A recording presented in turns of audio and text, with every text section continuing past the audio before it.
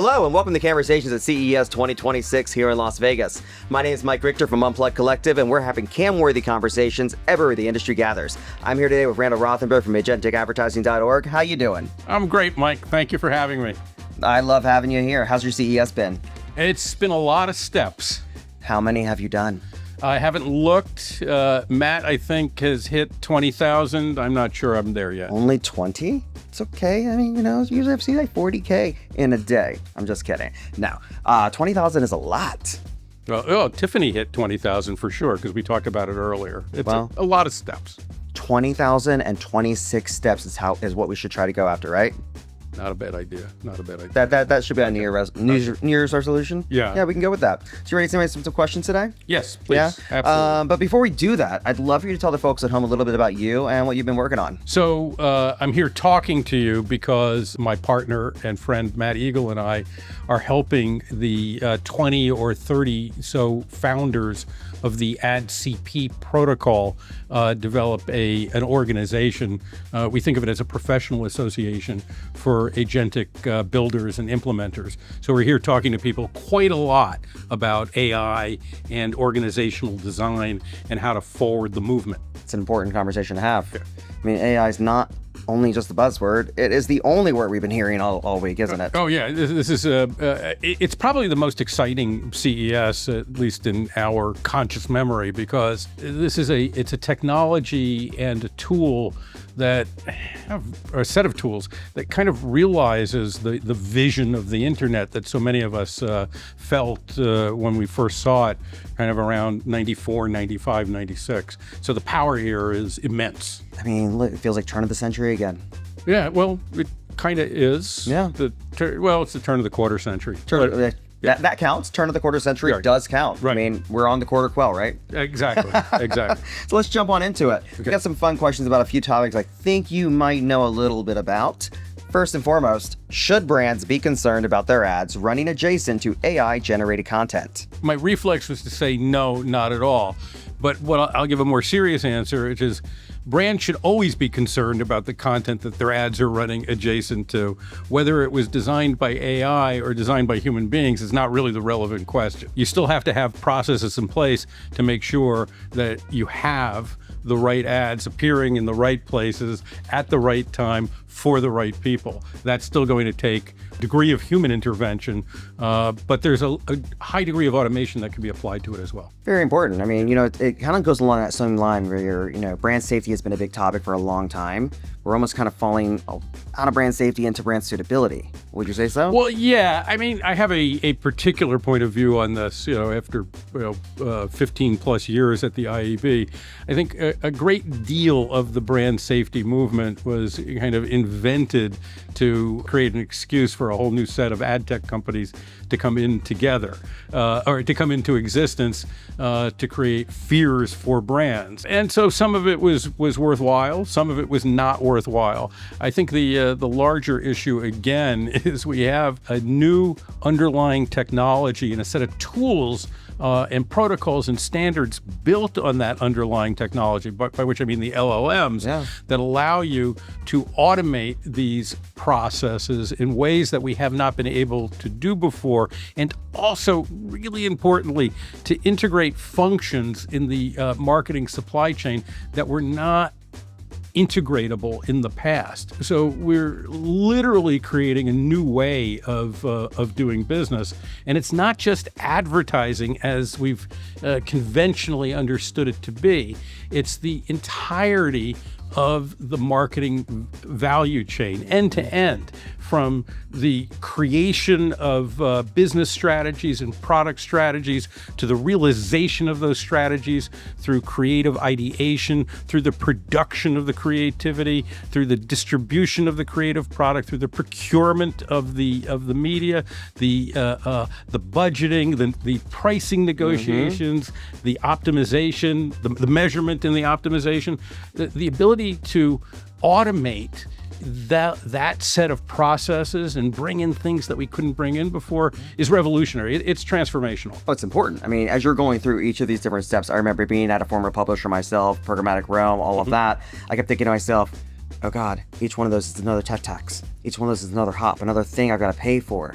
And could AI help us reduce that? Yeah, maybe. Totally. 100%, right? Yeah, without question. For one, it takes a lot of the readily automatable things and then allows you to automate it. But it also allows you to incorporate things we have not been able to automate before.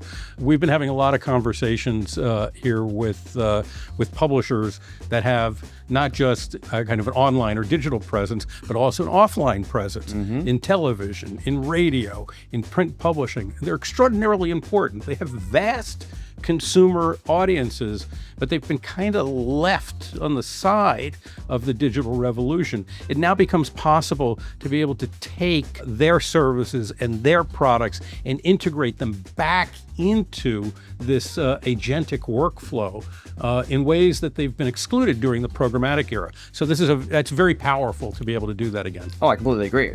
Would you though say don't just blindly trust everything though either, right? No, you can't. Just like brand safety became a thing, mind you, brand safety was, it's a contentious debate to that point. AI safety is definitely a topic that we should not just take for granted, but make sure we're paying attention to. Yeah, I would put it in a slightly different way. I mean, I'm not disagreeing at all. Yeah. Obviously. No, I want to hear your way. Yeah. But it's really about governance, and that's the word that we've been using, quite a lot in the AI world. Governance is really how do you govern the decision making? How do you govern the relationship between humans and machines? How do you govern who has access to what data? How do you govern who has access to what conclusions? I mean, the opportunity is to open up both within your own enterprise, but also across other enterprises, to open up the learning and the insights to people and to teams that didn't have access to them in the past.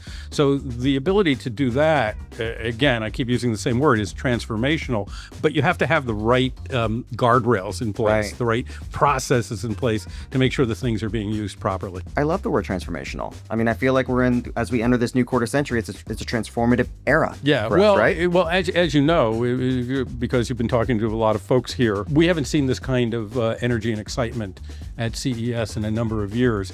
It's kind of felt for the past several years that we were telling the same stories about the same things.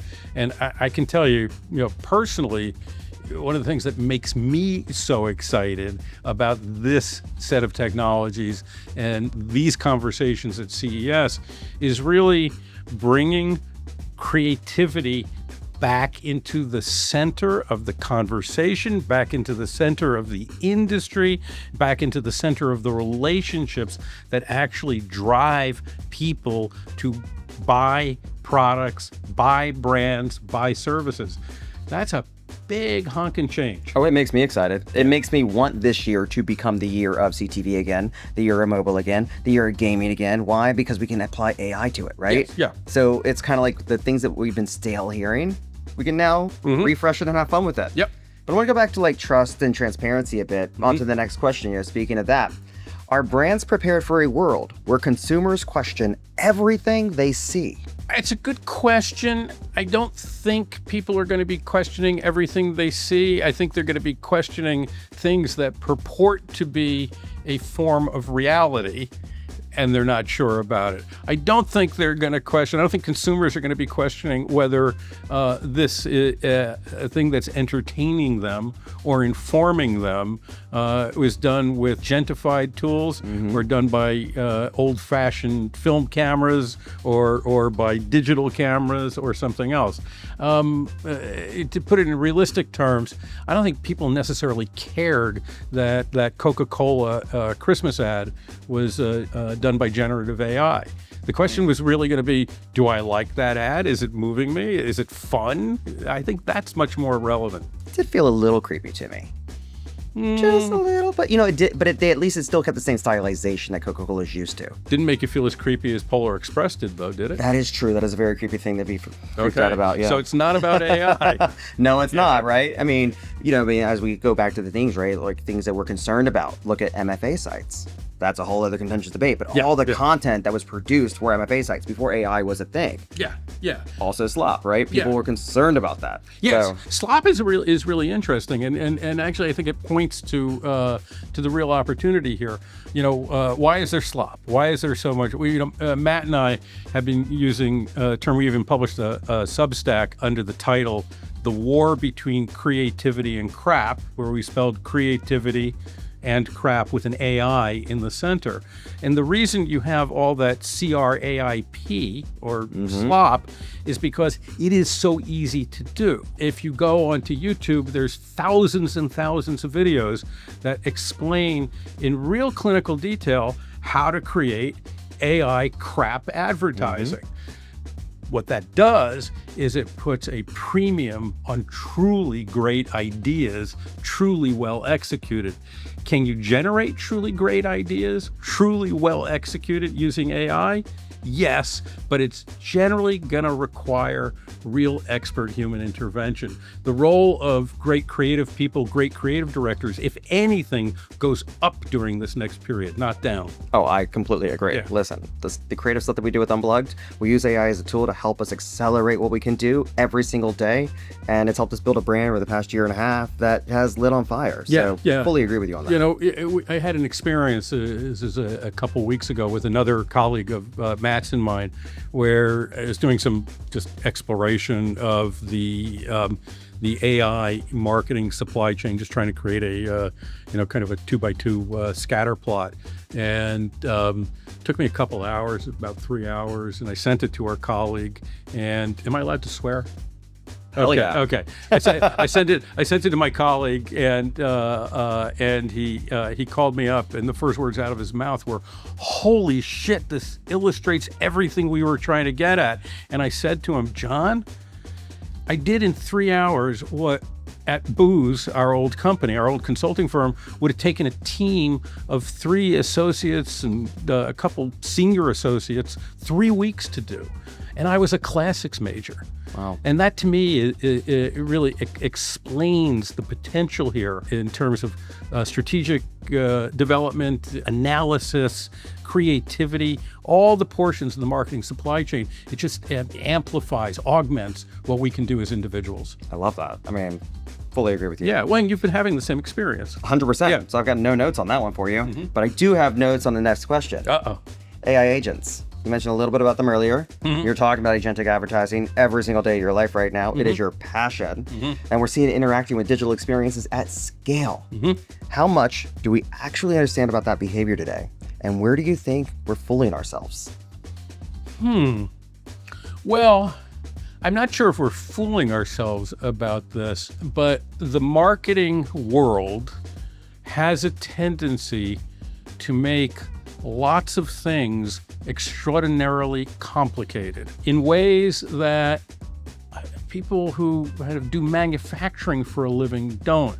It strikes me that we spend a hell of a lot more time, arguing in the marketing world how many angels can dance on the head of a pin, and can you prove that fact, than anybody in automotive manufacturing line ever, who's designing an automotive factoring line, ever does. So I'd say one of the areas where we might be fooling ourselves is that because we have this tendency to introduce unnecessary complexity into marketing, maybe this isn't going to be as easy to pull off as we'd like to believe. That's the thing to look out for. You know what that reminds me of? You know the saying, how many licks does it take to get to the center of its Tootsie Pop? How many ways can you set up an ad tech stack? Right. Which one is going to be more? Right. Now, the hope here is that once you embed all the necessary knowledge into the bots, or embed access to the knowledge, and using the right governance rules and procedures, you assure that the data is safe, the data is accurate, that you're using your own internal data safely, and you have access to safe and accurate external data, that a lot of the complexity actually goes away, and people will then become reaccustomed to a marketing world that is not bound up in all this unnecessary complexity. I think that's the vision, and that's the hope. The real question is, will human beings continue to screw it up by introducing more unnecessary complexity. I think that comes down to where the incentives lie. It's true. It's true. Yeah. One of the things, Matt and I just published something recently where we argued that one of the reasons walled gardens came into existence in the digital marketing and advertising world is that they became an easy way to corral and manage the complexity. People would look at the programmatic open web and say, "Oh my God, I can't even navigate that. Let me just pour all my budget into Google and Meta." If they do this right, if they accept the promise here that's taking complexity out of the supply chain, it levels the playing field and it allows smaller publishers, smaller agencies, smaller brands to be able to compete with the big guys again. I love that. So I love talking about AI, but we're all out of AI questions. Oh. We got a couple other ones. Speaking about complexities, and we all know you love them, especially spending how many years at the IAB? 15? It might have been longer than that, but I think I was CEO for only 15 years. Only 15. I mean, that's many evolutions of this industry. Yes. Because it feels as though this industry changes almost every Yes. When I started, I had to turn on the internet in the morning. Wow. It really was, and it was hard because sometimes the rubber bands broke. Mm-hmm. But I'm pumped. We love a good dad joke. I'm full of them every now and then. I'm the oldest person you're interviewing. You never know. I do know. You might be the youngest person at heart, though. Fairy tales. Yes, sir. But yeah, so speaking of that, with everything at the IAB that you've done and seen, what are some of the lessons that you wish tomorrow's arbiters of the ad tech stack would know? Well, one thing, and very seriously, we have, I think without really thinking hard about it, we've divided the world in digital advertising and marketing into three categories: buyers, sellers, and intermediaries. And it is just wrong to look at marketing through that lens. Not everybody is a buyer. First of all, not every company is a buyer or a seller or an intermediary. Right. They all cross over into different categories. Second, the people who matter in those companies are not just the people who are buying and selling advertising. You have people creating ideas. You have people creating products and services. You have people who are distributing these things to try to make sure they get onto the right shelves, the right spaces, and the right time. You need all these folks in these different companies to collaborate to create a new way of doing business that is not premised solely on efficiency. The buyer-seller idea. Can I get this for a lower price? Can I sell this for a higher price? But it's built more around effectiveness. Can I make something that serves consumers so well they will flock to me? And so I think that's one of those original sins that we should do our best to try and eradicate from our language and our sense of relationships in this industry. I love that answer. I think the biggest lesson I got out of that is do not forget about the humans that are within the matrix. Yes. It's like we always, from the beginning of internet advertising. In fact, I think the first time I heard this was from Andrew Robertson, who was then running BBDO, who is one of the keynote speakers at our first IAB conference after I got there, who said, we all need to remember the consumer is in control. And that mantra has been repeated over and over and over again. And we historically have forgotten it as soon as somebody says it. Now, in the center here, we have created a set of technologies that really do allow consumers to query every company about everything it does and to get answers. So we better damn remember that consumers really are in control, that we're here to serve them. We've got a set of technologies that allows us to serve them, inform them, entertain them, help them buy things in ways that they haven't been able to access before. We have to remember that. Very important lesson to remember, extremely. So if you didn't get all of that, rewind and re-listen to that one, because that is a very, very important lesson. First, before I ask the question, what are your thoughts on ads in live sports? Do you like them? You don't like them? I'm going to have to admit something that will get me kind of drummed out of the industry. I am not a fan of live sports. It's okay. I don't watch them either. Yeah. Don't hate me. And I love going to baseball games. Yeah. I love going to baseball games. I actually like going to basketball games, not as much as I like going to baseball games. But I don't really, intellectually, I care. I care because live sports is kind of the last tether of linear television, and of course it's moving now into digital casting. But I think ads in live sports perfectly fine as long as the sports are constructed to allow the live ads without interrupting the play.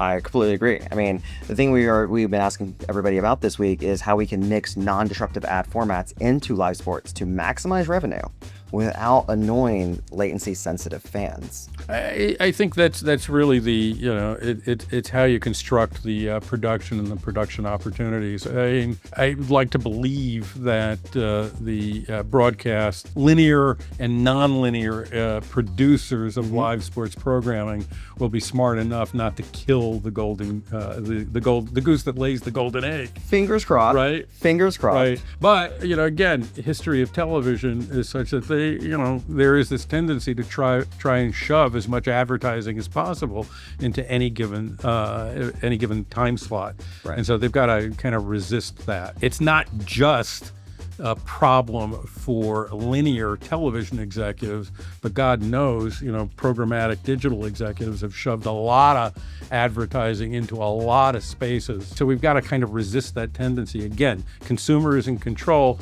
Abuse the consumer, you won't get her back. We got to realign incentives. Yeah. That's as simple as that, right? Mm-hmm. Well, on to some other quick questions here. These are the ones you got to think fast, not hard. Okay. Answer quick. Okay. And don't look back. Okay. This or that. Authentic. You can look at the area behind us. Yes. Authentic in-game experience or personalized live sports betting. Well, I think live sports betting has got to be a hot topic because there's trillions of dollars of opportunity there, right? On the other hand. Well, let me back up. That was it. No. It's a think. It is a think fast, not hard. Okay. I think I'm wrong about it. You might not be wrong. Okay. No opinions are wrong. Okay. Voice agents like Alexa or Siri, or vehicle operating systems like Android Auto. Which do you prefer? Well, look, I live in New York City, so I prefer the voice systems like Alexa because I don't own a car. Perfect. Within streaming, non-disruptive overlays or shoppable pause ads. Interesting. I think shoppable pause ads. That has been an interesting trend this CES. Yeah. I remember, earlier in my career, I was very much into CTV, and I remember when that became people were talking about it, and everyone was like, "That will never be a thing." Now it's a thing. Yeah, well, 10 years later. No, in fact, I remember talking to the founders of Innovid about this probably 10 or 15 years ago. I mean, it was shortly after I got to IAB, and I actually been a little bit surprised. It's taken longer to develop than I anticipated it would. Yeah. But now it is here. It's here. Yeah. I mean, part of it was we had to wait for the consumers to align with wanting to experience it in their environment. Yeah. Which makes total sense. Mm-hmm. For 2026, what is your one prediction? I will turn 70 on February 28th. That's a cheap prediction. Well, but it's accurate. But it is accurate, Yeah. and I have to give you a big congratulations to that one. Thanks. Yes. Give me one for the industry. Oh, an industry prediction for 2026. Oh, okay. The easy one, but it's cheap and easy, is that agentic advertising, agentic marketing will take off much more quickly and much more profoundly than people anticipate. That there will be, by the end of 2026, there will be many millions of dollars of complicated transactions taking place, and not just transactions, but creations taking place that make their way into the center of the advertising and marketing world. That might be a cheap and easy answer, but it's a very expensive outcome. Yeah, and well, it's a remunerative outcome because I think if I were to reframe it, I would say in 2026, many publishers, smaller creative agencies, smaller brands, and big brands will realize big gains from participating in agentic advertising. Love that. Which event do you find most valuable and why? I've always been partial to the IAB annual leadership meeting. I created it. My successor, David Cohen, has made it better than I was able to do it. I've always found it. Last year was the first time I went as a consumer, not as somebody, and the value is just extraordinary. I mean, the number of productive conversations I had, they actually sent me on this path that led to this moment where we're designing this organization and deep in the weeds on agentic marketing development. So I've always had like a soft spot for IAB ALM, and now I've learned that it's actually, from the other side of the ledger, it's extraordinarily valuable to attend. I love that. If you're not going to IAB ALM, get your tickets now. David Cohen will appreciate you for that one. Yes. And last but not least, given that we're in Vegas, what is your one Vegas guilty pleasure? I haven't been able to do it this time around. My major Vegas guilty pleasure is finding the small, out-of-the-way comedy club with killer acts from people you've never heard of before. Should we create a small comedy club activation next year? That would be fantastic. If anybody wants to help us create a small comedy club activation next year, give us a call and we'll unplugify it. But we're all out of questions and we're never out of personality. Thank you again to Randall Rothenberg for joining us at Cannesversations here at CES 2026. This has been a great time and we hope to see you at the next one. Thanks for having me. Have a great one. Yeah.